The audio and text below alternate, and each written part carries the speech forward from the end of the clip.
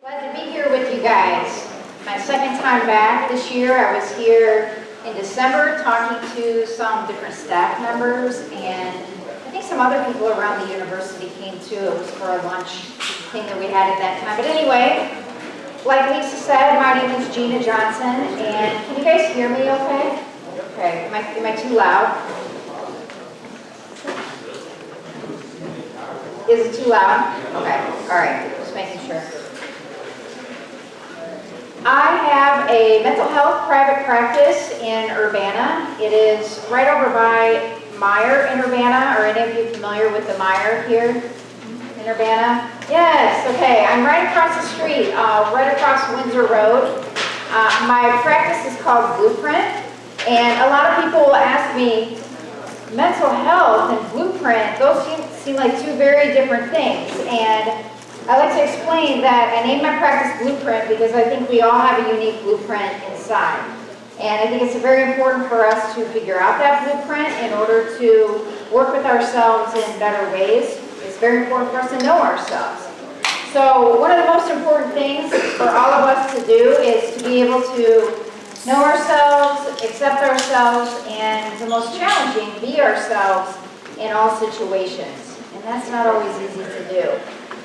Just give you a brief background on what I do. I work with a wide variety of people. I work with a lot of groups and businesses. I have a lot of leaders come in, a lot of CEOs and high performers, you might consider them. And I do a lot of coaching with people. That's one of my favorite things to do, and that's really what brings me here today, is the content that I use when I'm working with people and coaching them. So we're going to go through a framework today on how to deal with negativity. How many of you feel like you're good at dealing with negativity? But only one hand. I only saw one hand, so we should get a lot of good information out here today. I am going to be asking you to do, I think, just one activity because we don't have a lot of time. So that's why you have the colored sheets of paper with you. You'll do one activity in a few minutes, but we're going to lead into talking about stress. When I say the word stress, what comes to mind? What's the first thing that comes to mind when I say the word stress? Test. Test? Okay, test. Food. I heard somebody say food. What else? Deadlines, okay. What about in terms of how you feel? Is stress good or bad? That's what most people think, that stress is bad, okay? It can be good, that's right. Have any of you ever heard of eustress? One person back there, yes. So there's something called eustress, and that is a stress, and we can actually work with ourselves to learn how to make the majority of stress that we encounter in life more of a eustress. That's a stress that gets us going, that gets our adrenaline pumping, our hearts beating fast, and we're able to perform where we want to perform. We have just the right amount of energy, okay? Then there's distress. Distress we all know. That makes us feel depleted, we feel tired, we feel like we can't think as well. There's something called the Yerkes-Dodson human performance curve. Have any of you ever heard of this? Yeah, I see a couple people shaking their heads. And that's based on how well we perform under stress. So if we don't know how to deal with our stress and work with ourselves and manage our stress, then we're going to go into distress very early. Whenever we encounter something that we find overwhelming or confusing or frustrating. But if we really get good at, I say, doing the inner work and learning how we operate under stress, then more times than not, we can use stress to our advantage. We can see what it reveals about us. We can also see how well we can perform with that added energy. And that's some of what we're going to talk about today. So there are three phases of stress.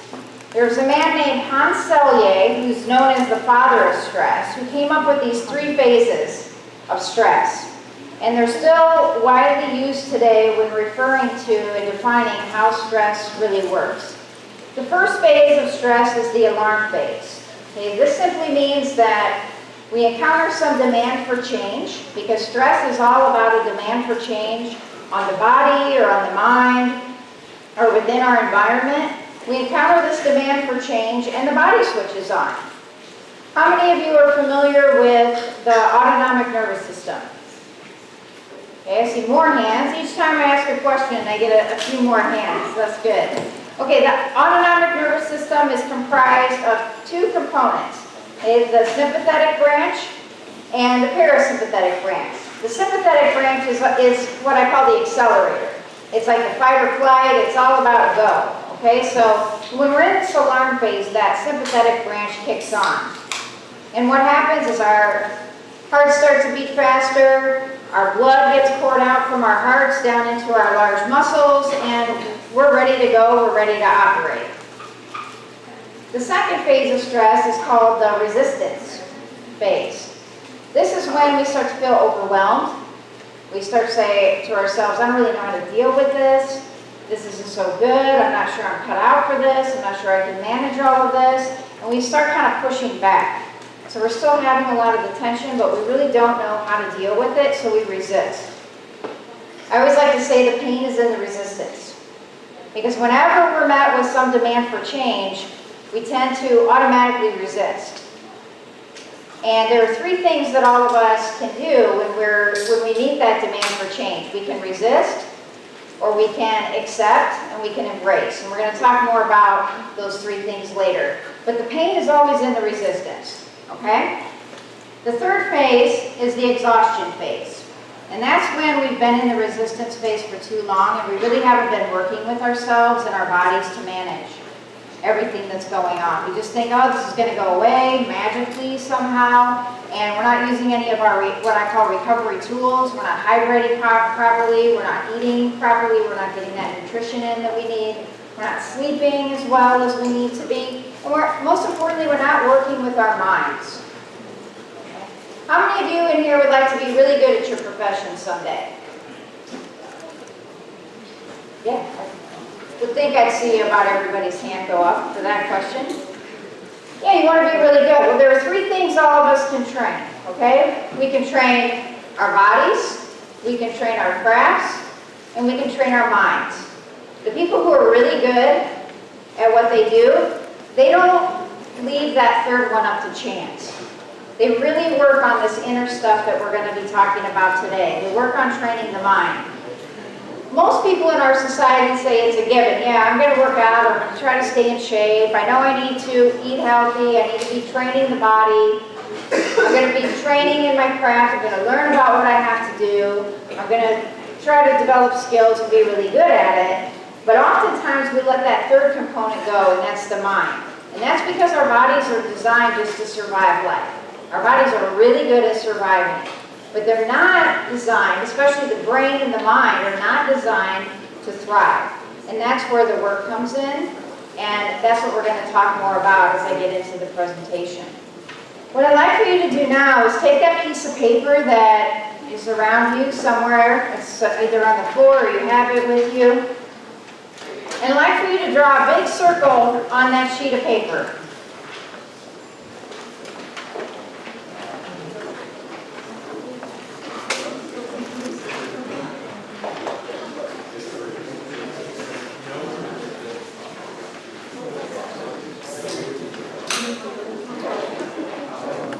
Just a circle. I'm not going to ask you to share this with anyone.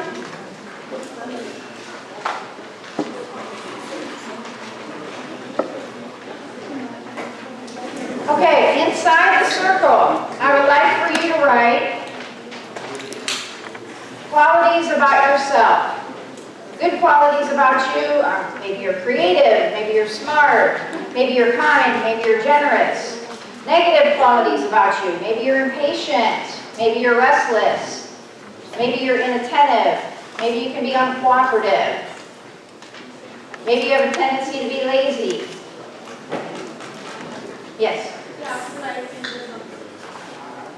Wherever you want, really.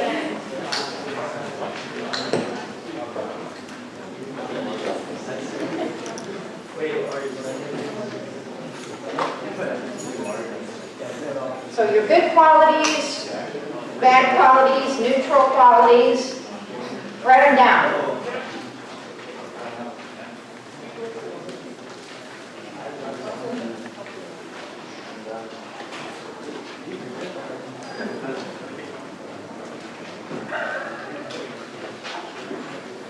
As you think about these and you write them down, what happens to those negative qualities when you're under a lot of stress and you're not managing it very well?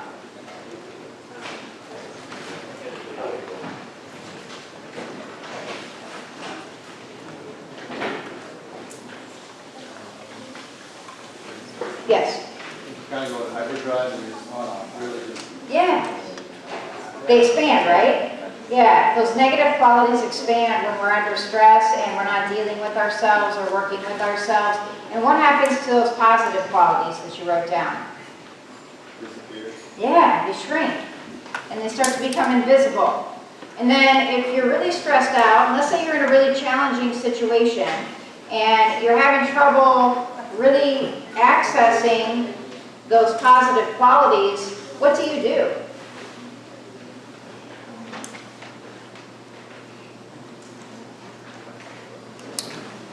Well, more than likely, you just survive. You survive the moment. But we don't want to just be surviving our moments. And we're all going to be facing challenges in life. And so that's why it's important to learn how to work with ourselves. And to really learn how to understand how we operate under stress and negativity so that we can access those better qualities about ourselves, even in the most challenging situations. So what we're going to talk about today is this thing called negativity bias. How many of you have heard of negativity bias? Okay, a couple people have. We're going to talk about what this negativity bias is, because negativity bias is something that really takes over when we're under a lot of stress and we're not managing it well. We're going to talk about how it impacts us specifically in three main ways, and we're going to talk for a few minutes about what we can do about this. But really the awareness of it is the key, and just learning how to be aware of yourself. In dealing with negativity, one of the most important things that you can take away from this presentation is knowing that it's really not learning about how to deal with the negative situation or the negative people around you, as much as it is learning how to deal with yourself and learning how you respond and react in those situations and how you can work to better access those parts of yourself that you feel are most effective in challenging situations.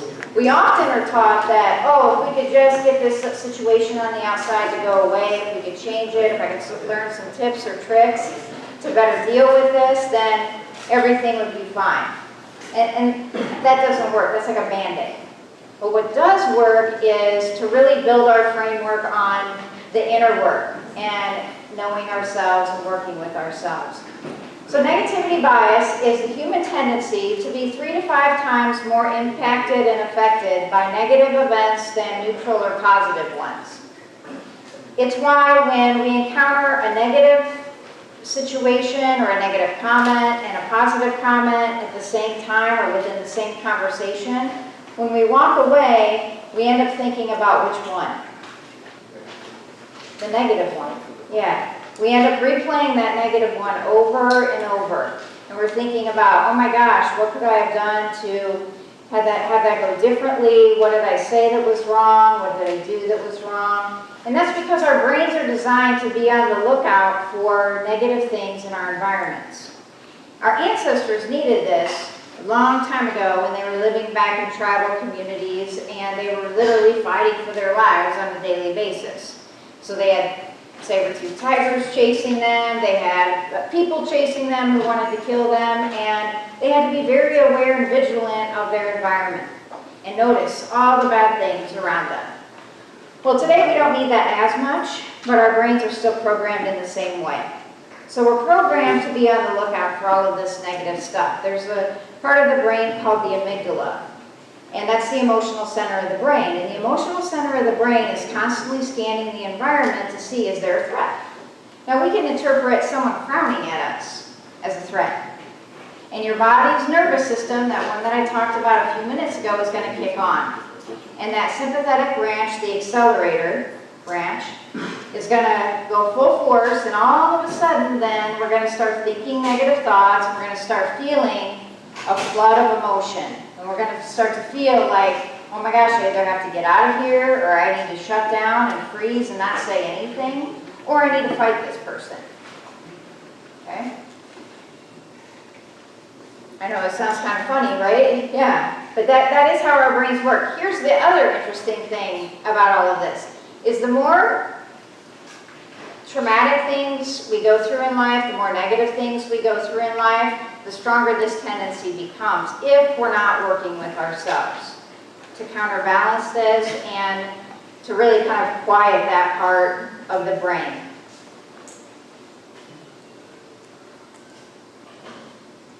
So as I've worked with people in different capacities for about 24 years now. And as I've done this, I've seen that all of us are triggered by stress and negativity really in three main ways. Now, have any of you ever read The Power of Habit by Charles Duhigg? Okay, some of you have. It's a really good book. I highly recommend it. He talks about in there how our triggers are all external. Like we walk into a place and all of a sudden we want to eat a candy bar because we're stressed out. And that habits are formed by some external trigger, and then we go into the behavior, and then there's a reward for the behavior, okay? Well, the external triggers are definitely there, but I like to say that they're like a stick poking a wound inside of us. Because as I've worked with people and as I've been a human myself for all these years, I've seen that really there are triggers underneath those external triggers. And those are the ones that we can control and that we can work with. And there are internal triggers. Our internal triggers are physiological, the intellectual and cognitive, and they're emotional. So when we encounter a situation that's stressful, right away the body knows before any other part of you what's going on. Because the only part of you that's actually in each moment, in each present moment, is your body. Your mind can be way off in the future, it could be way in the past, it could be in between, or if you are one that has worked to train your mind on refocusing, then maybe you're better at staying in the present moment. But by nature, we have minds that are designed to go all over the place. So our bodies are always picking up on what's going on in each moment. And they know before any other part of us how the moment is really unfolding, whether it's safe to be in the moment, that's why we get those gut feelings, or whether it's not safe and we need to get out. So getting in tune with what's going on with us physiologically is really important. Often though, especially in our society, in our Western society, we're taught to just block all of that out. Block the emotions out, just get through the day, and we really over-index on thinking. And we give a lot of value to our thinking selves. But what happens is, over time, we start to become disintegrated, and we're really cut off from 75% of ourselves in the body. So the more you can drop into the body and notice, like, what's going on with me? What am I noticing when I walk into this room? Are my shoulders tightening up? Is my stomach feeling kind of weird? Is my heart beating fast? Am I starting to get kind of shaky? The more you listen to the body will tell you the story. That's the first trigger that you're always going to have, but that's not the first one that you're trained to notice by nature. The first one you're probably trained to notice by nature is what your thoughts are. Usually we notice, oh, I'm having some bad thoughts about something. I'm having memories of this person that I don't like, or I'm having a bad memory of an argument that I had with someone, or I'm thinking about a bad experience that I had at this workplace, and all of a sudden then we want to go do something about it because of those thoughts. All day long we're in this loop though. So we're having these feelings physiologically, and then we're having lots of thoughts too about whatever is happening to us. Thoughts about ourselves, thoughts about the environment, thoughts about the people around us. And then we take on these emotional tones. And depending on the emotion, how comfortable or uncomfortable it is, that determines what we're going to do. So oftentimes we're in this loop, okay? And we don't even know we're in this loop. We're cycling through this loop. We're uncomfortable. Maybe something has stressed us out. We have a little bit of anxiety or worry about something. And then what happens, I'm going to skip a couple slides here. is we jump into a habit. Basically, we're saying, I want to get away from this pain. I don't like this. This is really uncomfortable. So we crave this release. We crave a release from the pain. And what we do often is we jump into some kind of numbing out behavior. Like I'm going to get on my phone, or I'm going to get on my computer, or maybe I'm going to go have a few drinks, or maybe I'm going to go smoke because I just don't like the way that I feel right now, or I don't like what I'm thinking about. Well, we may get a few dopamine hits, some of those feel-good chemicals in the brain. We may feel good for a few minutes, but that's short-lived. And we find ourselves right back in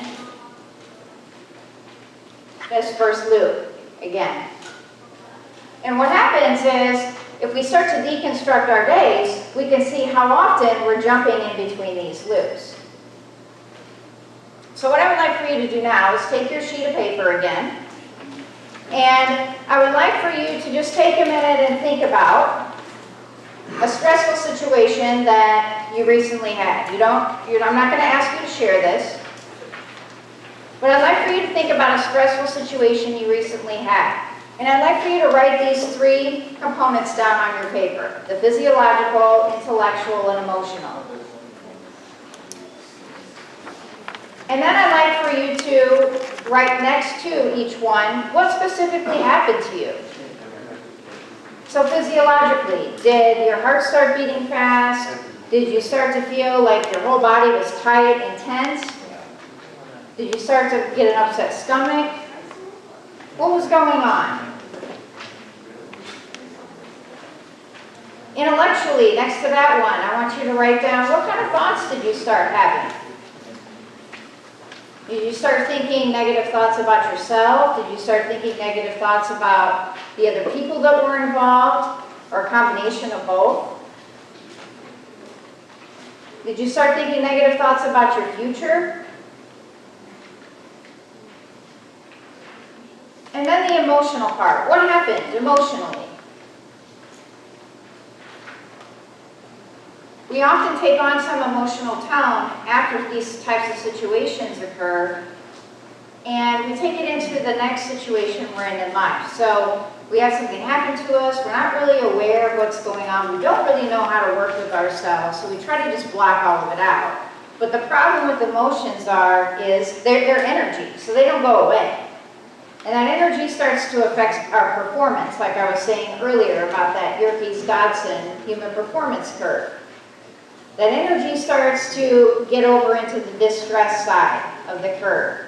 And then we have this emotional tone that we're taking into maybe our home environment. Maybe we're going out to a social situation with friends and we show up and we're all out of sorts and no one really understands why.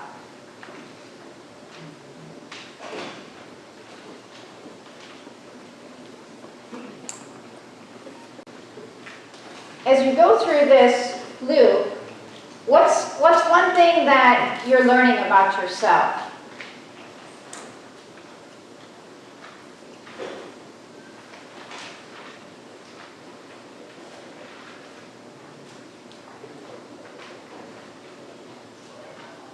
Let me ask you this. How many of you find the loop hard to do?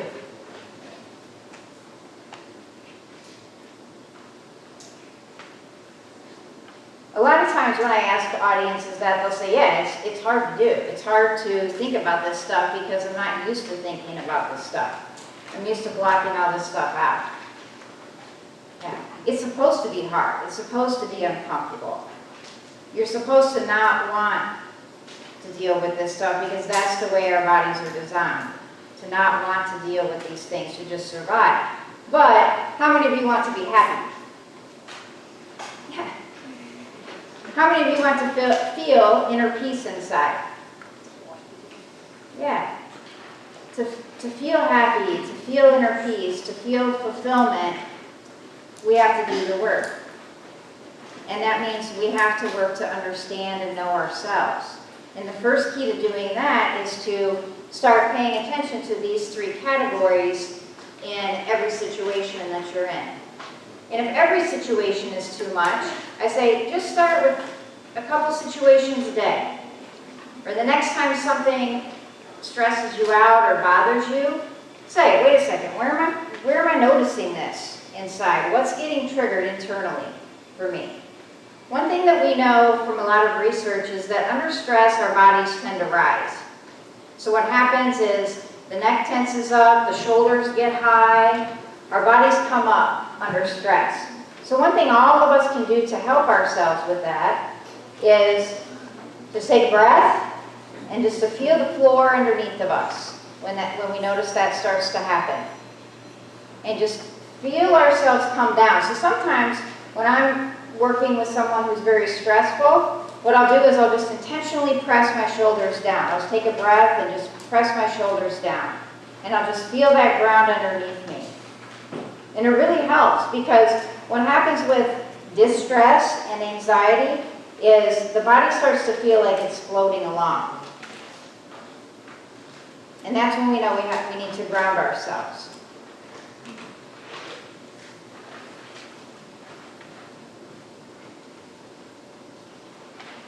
Then what we can do in this situation when we find ourselves in some kind of stress or anxiety is go to, well, what is it that I am telling myself here?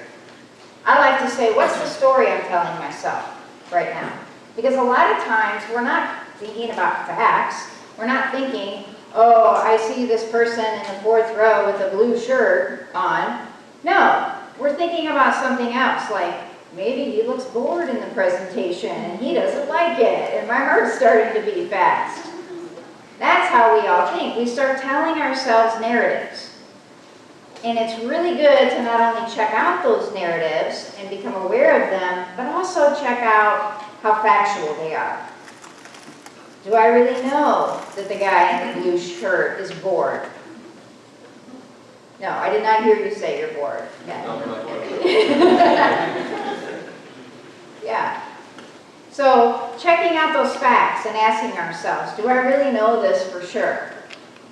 Or am I creating this story for myself based on something else that's happened to me? Because that's usually what it's about. It's always about us. I like to say it's never about the other person, ever. Again, that other person is that external wound that is like poking something inside of us that's off and that needs to be dealt with in some way. Okay?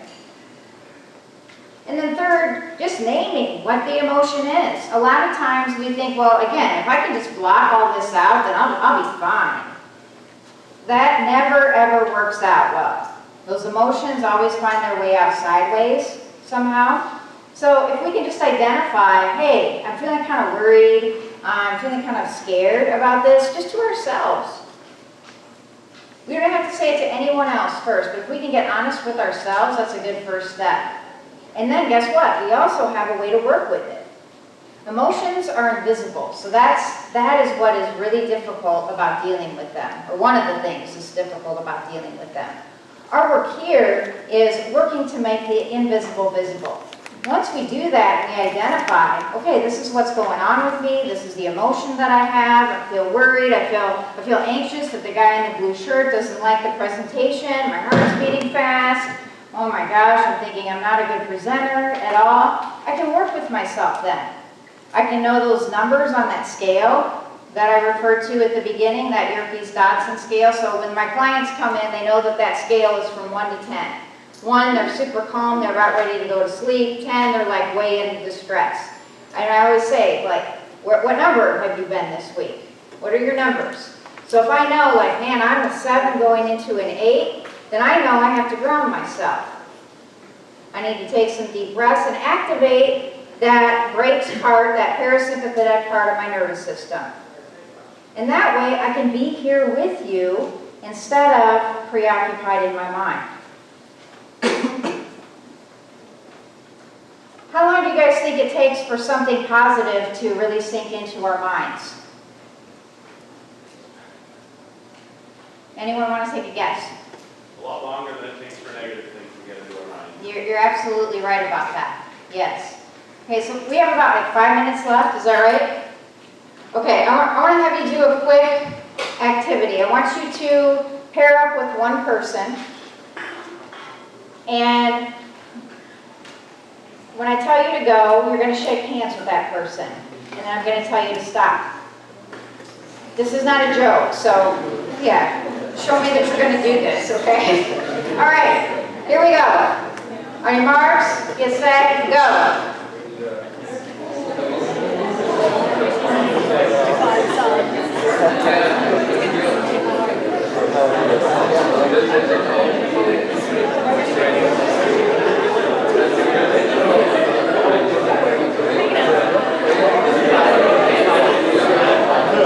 Stop. Okay. Does anyone know how long that was? Was anyone watching the clock? 30 seconds. It was close to 30 seconds. It was 20 seconds. Does it seem like kind of a long time? Yeah, I purposely have you guys do something that's, I think, kind of uncomfortable.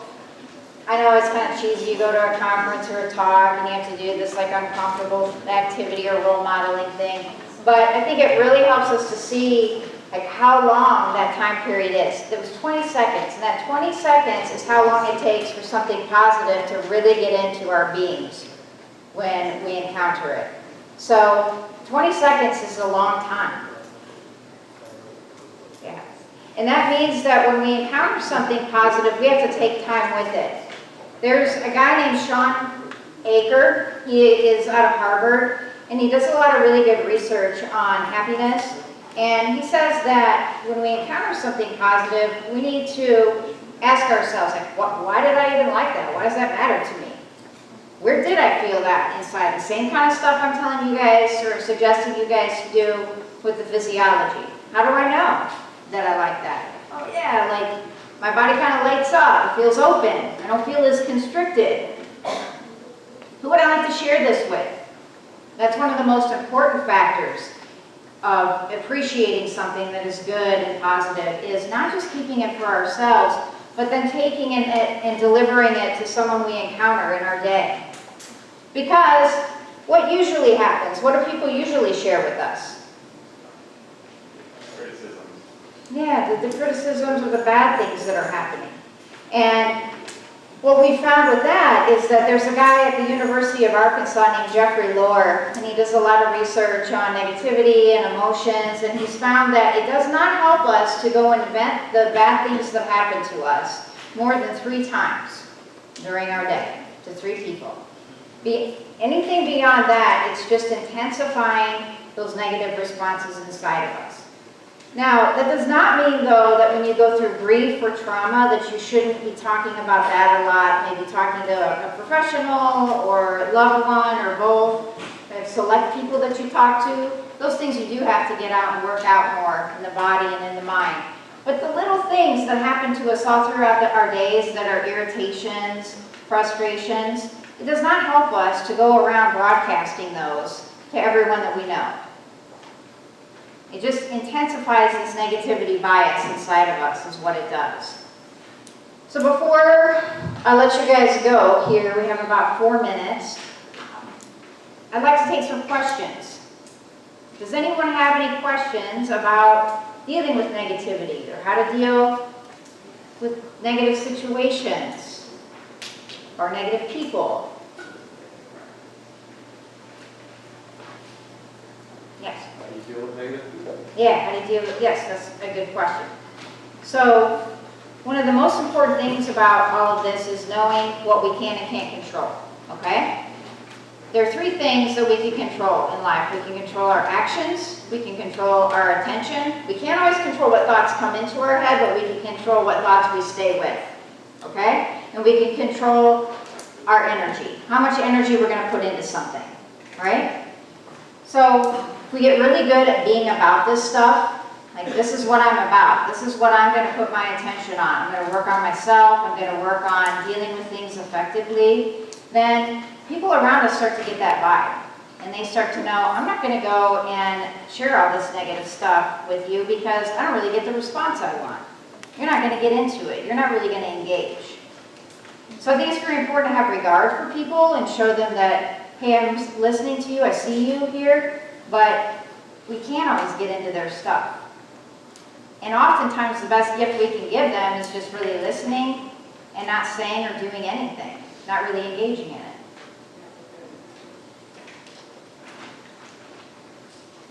We're never going to change anyone. That's one of the, I think, hardest things for all of us to learn. We all get caught up in, we do two things. We either try to resist this negativity, like I was saying earlier, or we go another way. And we try to fix, manage, and control everything. And when we can realize and become aware when we're in those places, like I'm in terrible resistance and I'm just avoiding everything, or I'm approaching everything and I'm really like trying to fix, manage, and control too much that isn't on my side of the street, that's really helpful. When we come back to us and remind ourselves, all right, what is it that I can control? Actions, attention, energy, my own, that's it. And that doesn't mean we don't care about people, but it does mean that we can't take care of people. We can only take care of ourselves.